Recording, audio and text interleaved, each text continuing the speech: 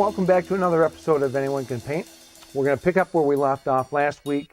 We just got done putting those trees in. We're going to block in the underpainting for this.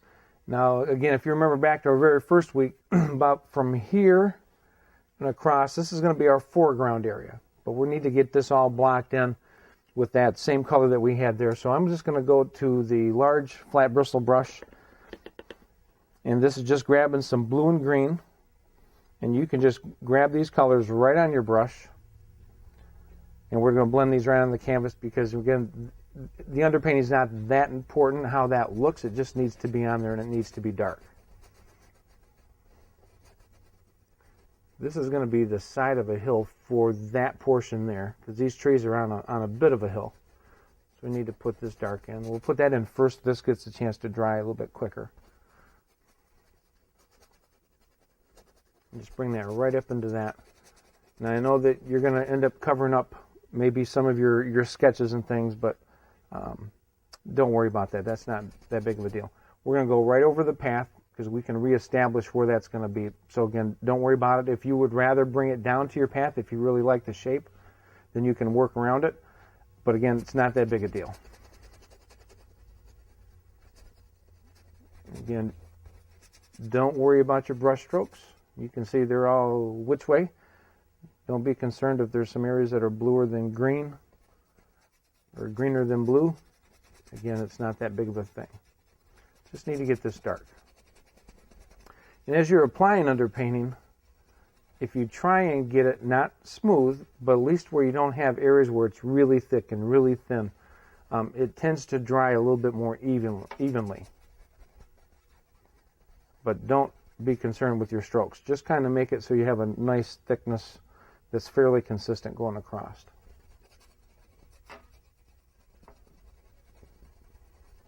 And just make sure you cover the canvas. Sometimes when you see the canvas showing through, all that is that's where your paint is not on very thick. So just go back over it and cover it up.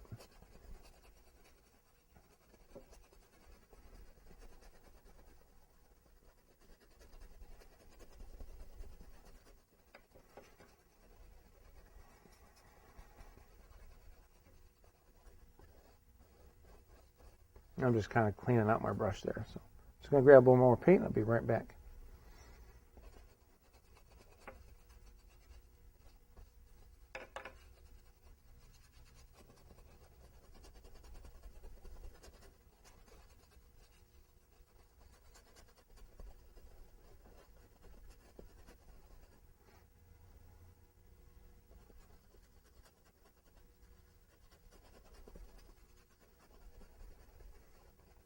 Now while we have these colors in our brush, we'll kind of give that a chance to dry a little bit.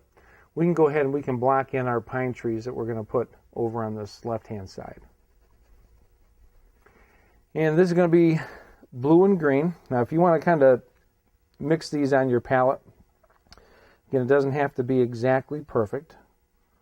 And we're going to add a touch of brown to it. Now the brown will darken this up even more. And that's good because we like them to be a little bit darker than what those are, because remember that as you get closer, things get progressively darker. So again, you want to get your brush to a chiseled edge, and again, just roughly blend that. It doesn't have to be exactly a perfect flat color. But again, to get that flat chiseled edge, you pull your brush through the paint, turn it over, stick it in the paint again, pull it through again, and then you can get that nice little sharp edge, and that's what we're going to be using. Now we're going to come up here to the canvas. Now remember that, again, I hope that that wasn't your favorite part of your mountain, because we're going to end up covering some of that up. And there's going to be a couple pretty good sized trees here.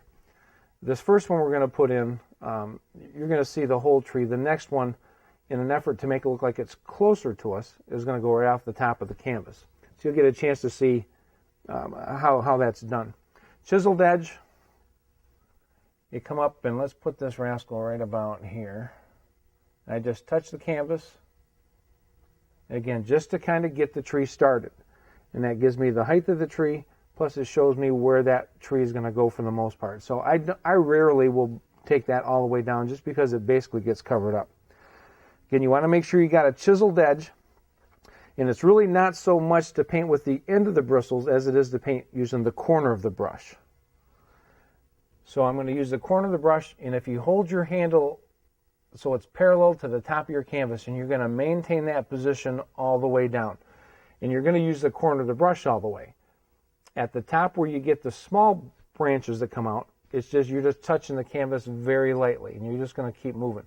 As you work down and the branches become wider, you just push in a little bit heavier, and you'll see that it squishes the brush, technical art word, to make the branches come out automatically. As you get down here to the bottom, you're just kind of mushing your brush in to get the general shape.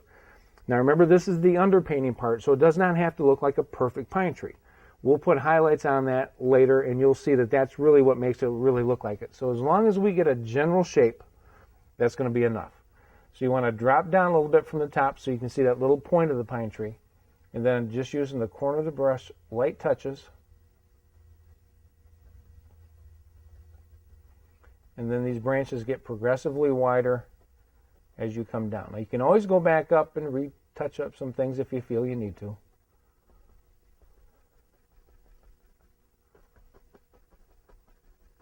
I just flipped my brush over because I had paint on that corner. And again, down here, this is just blobbing this rascal in. I need to get a little bit more paint. I'll be right back.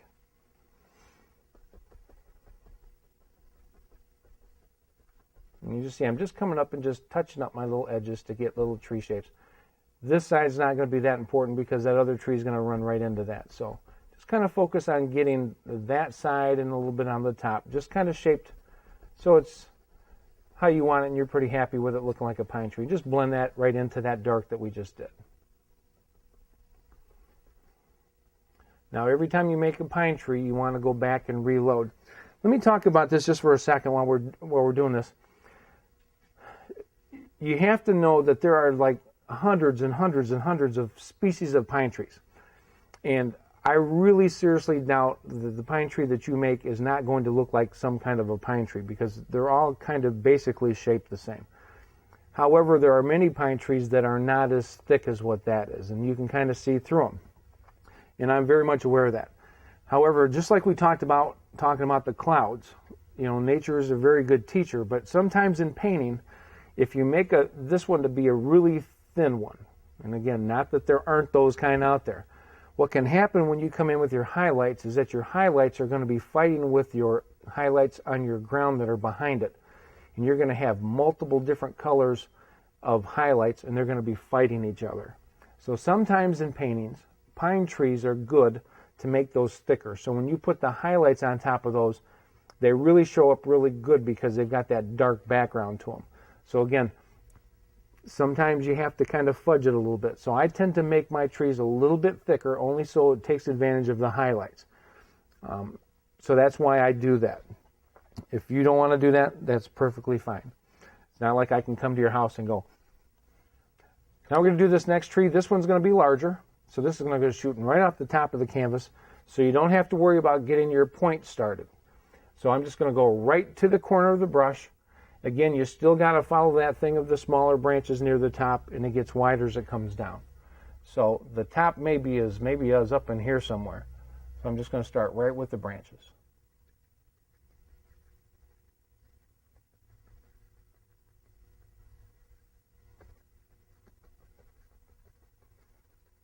And I'm going to have to grab some more paint. And I'll be right back. And I'm just mixing again that green and blue, a little bit of brown. And come right back up, pick up where we left off. And again, these trees are going to run together. We're going to separate those out with highlights later. And again, here's a perfect example how you can come in and just kind of touch that up. You can make the branches a little bit more pronounced if you need to. And then down here, this just plain just doesn't matter because this is all just thick.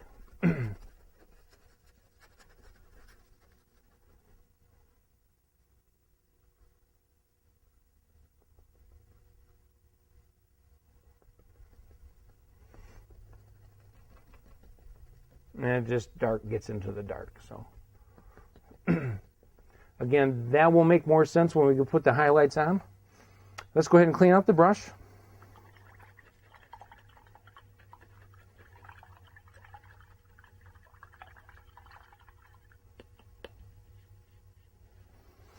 And now we're going to put some highlights on these trees that we did at the end of last week. We're going to put just highlights catching the tops of those because the body of these trees are actually going to be in shadow.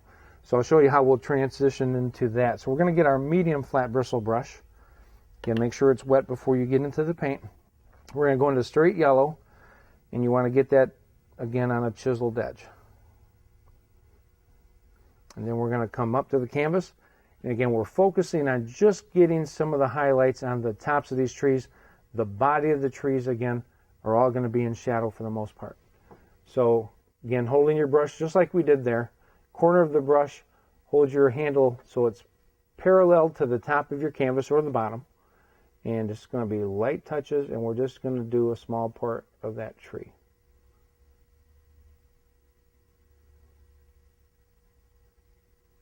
Corner of the brush, light touches. And see, I'm just doing it until it gets down right about into the body of the tree itself. And then I'm stopping.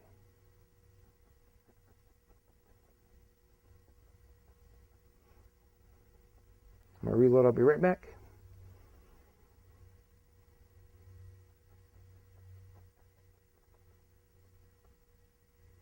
Now I'm not doing that one there again. That'll look like it's, well, I could put a little bit on the edge of that, I guess. There we go. And put a little bit on this. Again, these are just kind of suggestions. You don't have to get exact.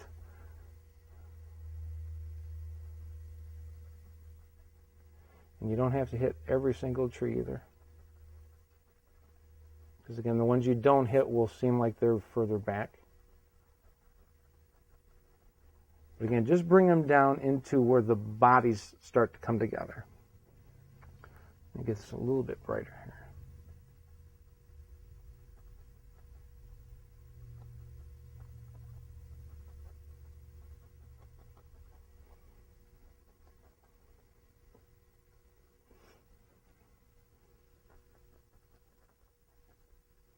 And we'll put a little bit on this guy. And we can clean out our brush.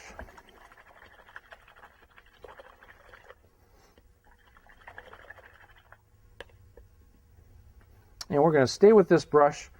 Now we're going to put in, because these trees are fairly close, there you can see some of the detail. So we need to put the detail in the shadow side of this too. So this is going to be some blue, a little bit of green, and just a touch of white. And this is going to be a bluish green color. But it needs to be on the bluish side, and it needs to be a little bit lighter than what you have for an underpainting, so it shows up. Because remember, blue is the predominant color in shadows. So you want to get your brush to a chiseled edge again. Get it nice and pointy. Then we're coming up here. Now, we don't have to be really specific about which tree is which, because remember in the body, they just kind of hugging in there to keep warm. But we need to show this color a little bit. So just kind of go through. I'm going to put a little bit more green with that color. It's a little on the bluish side. Let's see if that's better. There we go. And again, you just want to kind of suggest. And don't cover up all your dark.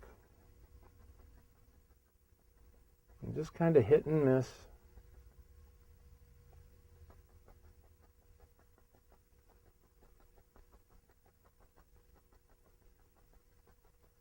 So see how I'm leaving some of the dark in there? That's really, really important. Really, it's as important as your highlights, or in this case, your lowlights.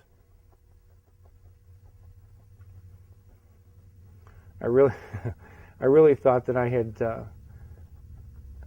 come up with something in the class. We were talking about highlights, and then, when you're doing shadowing, those are kind of highlights, but they're not. Highlights usually are what seems to be the brighter color, so I always call them lowlights. And I really thought I was pretty smart until some women had told me that, no, hairdressers use that term all the time. So just when I thought I was going to change the whole art world, they ripped it out from underneath me. So those are the lowlights. So now you can see the highlights, the sun's hitting that part, the part of the trees that they're not are in shadow, but you can still make out a little bit of the detail, so it's just not one flat dark color. You can go ahead and clean out your brush.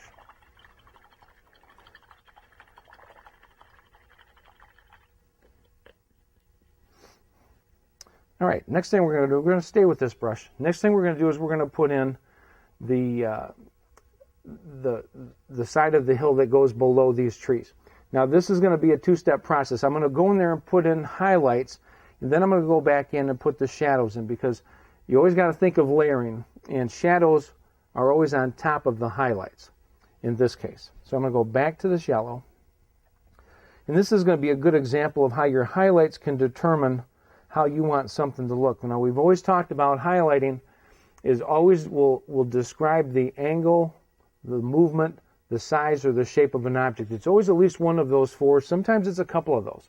So how I angle this stroke will kind of let you know, and you'll visually accept that it's on an angle. So if I just did this basically straight, then that's how you accept it. Just like here. We did those on a bit of an angle, so you accept it as that's part of a hill, because that's how we highlighted it, was in that direction. So this is the same way, however, the hill goes this way. So right from the base of your trees, you just want to bring this out. Same thing applies. Don't cover up all your dark. But just remember that the angle that you're on here. I'm going to reload. I'll be right back.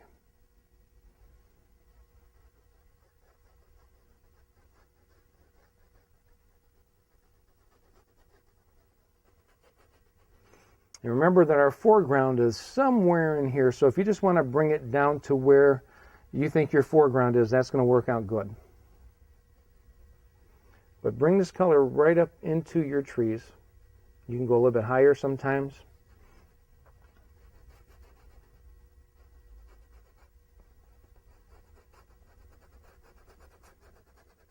You can hear it. Sometimes I scrub really hard. Sometimes I back off and not do it very hard. Where you do it a little bit firmer, you get a little bit more paint. It covers up your underpainting. Where you do it lighter, it allows some of it to show through. Again, to kind of make it look a little bit more interesting, so it's just not one flat, bright area.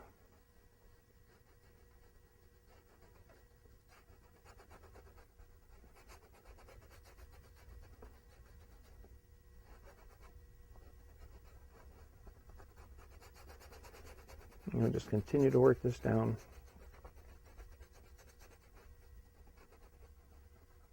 Something just like that. All right, now you don't have to clean out your brush here, because we're going to put the shadows in. Remember, shadows, the primary color in shadow is blue. But it's grass, so there also needs to be some green. However, because you've got yellow, if you add blue to your color, it's going to turn into a bluish green. So that'll save you from having to clean out your brush, reload it, get some other color. So if you just go into blue, and you're going to blend this on your canvas. Now you're going to have to add some more yellow to this, but you want this to go to a bluish green color. And obviously it needs to be darker than what's on there. Chiseled edge again. Now as you're putting these shadows from these trees, these are called cast shadows. Cast shadows is a shadow that's from something that casts that shadow on. But you've always got to remember that you've got to follow the angle of the object that it's on. So if it was on like a set of stairs and the shadow was cast there, you would see the shadow actually take the shape of the steps. So on this, you have to follow the angle of your hill.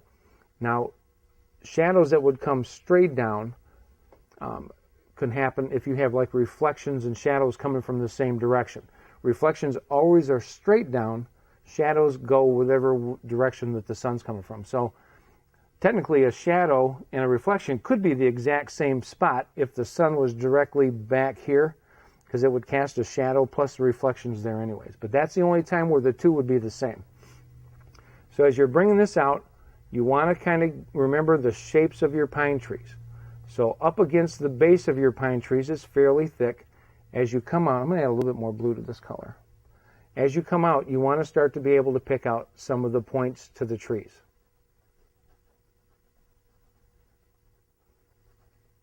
But right up against the base, this needs to be pretty dark, because again, you've got that thickness of the bodies of the trees.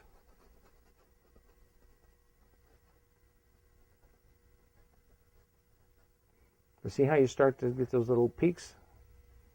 Again, you've got to follow the lay of that land, that's that hill.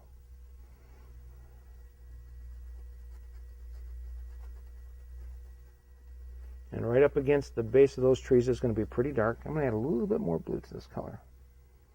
Be right back.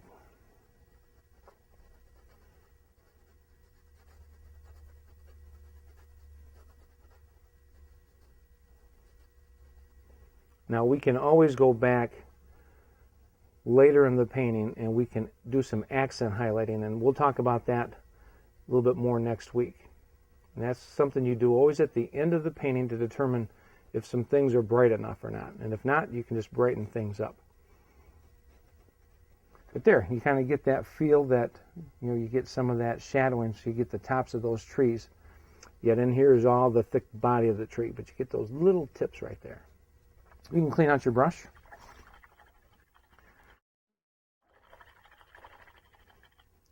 Now there's one area that I want to make a little bit brighter so it stands out against that.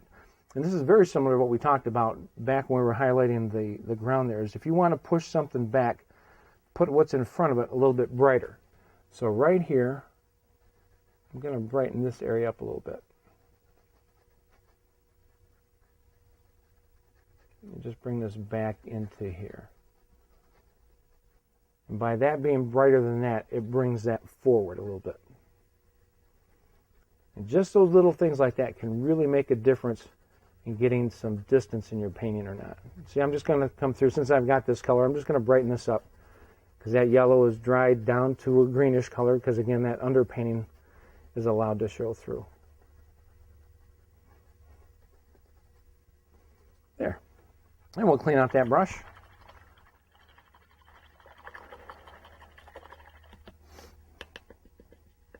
And then we're going to go back to our small flat bristle brush, and we're also going to put in some rocks here. Now, what's kind of nice here is that we're going to put some back in the shadows and in the highlight area, so we'll be able to get some nice effects on those.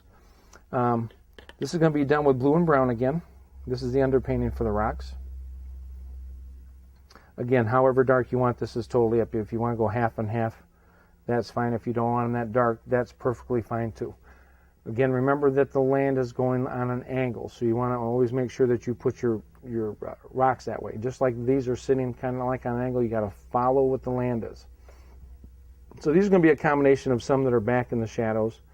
And these rocks can actually be a little bit larger if you want, because they're getting closer. You also want to put some in the sunlight. And again, just vary the shapes, vary the sizes.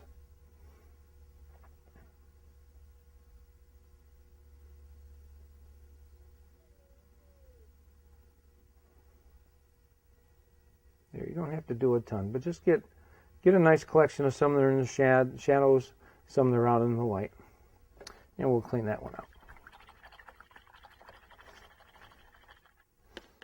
All right, now is where we need to go through and determine where our path is going to be. So I'm going to go back to the large flat bristle brush. Now, again, in order to kind of help take your eye into the painting, especially with a pathway, what's closest to you at the very bottom of the canvas, that's what's closer to you as a viewer, that needs to be the widest part of your path. As it goes back and starts going into the canvas or away from you, that path needs to taper up and get smaller. Again, it's to trick the eye to think that it takes you way back. Now, as we get this path in, eventually it's going to go down over the hill, and who knows where it goes down from there. And then we're going to have it kind of come out here. Now, this is going to be very narrow here because, again, that path is way, way, way out there. So it's just going to kind of meander down here. It'll just kind of like be a trail that kind of goes up. This is going to be blue and brown. If you still have some of that mixture from your rocks you just made, that's going to work out just fine. Now, you may want to add more brown depending on how dark you have this. If this is super dark, you can lighten this color up just so you know where it's at. But this is not terribly dark, so hopefully you can see this okay. So again, the bottom of the path is the widest area. And then you just start taking this back. Now, I'm not sure if you can see it. I'm going to add a little bit of white to this just in case you can't see this very well.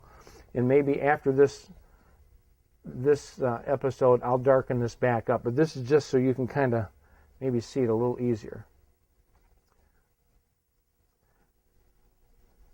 And just kind of work back.